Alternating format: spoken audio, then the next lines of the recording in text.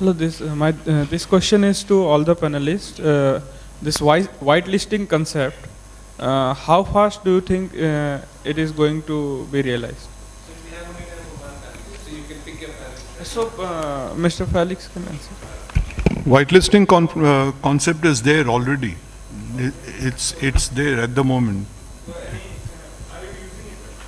Yeah, we are using. In fact, we started whitelisting as a process some 4 or 5 years back, where we started by first saying we will whitelist all freeware. That means, as a process in Airtel, no freeware, right, which is not in the whitelist can be used by anyone. This thing. So now that same whitelist which we have has now got automated, because managing the whitelist is requires you need a person to actually keep a track of what is whitelist and thing. So that is the thing that we have put a automation around that whitelist. So it's there already. I just wanted to add this because I'm glad you asked this. Microsoft has a free technology called EMET. Okay, EMET does exactly this. What it does is that it does a behavior analysis. So it's not signature based, and it can be rolled out via group policy. So it's free and you could do it immediately. I mean, all your memory based exploitation, all your buffer overflows, ODAs which exploit, all these memory based exploits, format string, whatever it is, all those would get taken. But then of course there are other technologies that do more than that, but this is something you can start at almost zero cost. I mean, in terms of licensing, there is no cost to it.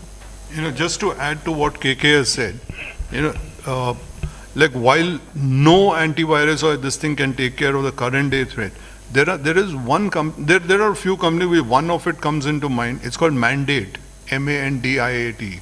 They've got a mandate.com. They've got a product called Memorize, MEMORYZE. It's a freeware. You can actually download Memorize and run it. It can actually, when you run the thing, it gives you mind-boggling, output here. It detects rootkits, it detects bootkits, and the whole world. That's something which you all can actually look at, Memorize. For your DDoS, this thing, there is, in fact, Airtel is launching a anti-DDoS along with Arbor with this thing, where the skill requirement is not needed. It's a managed service over the cloud. It's being put into place. We use this service very effectively during the anonymous attack.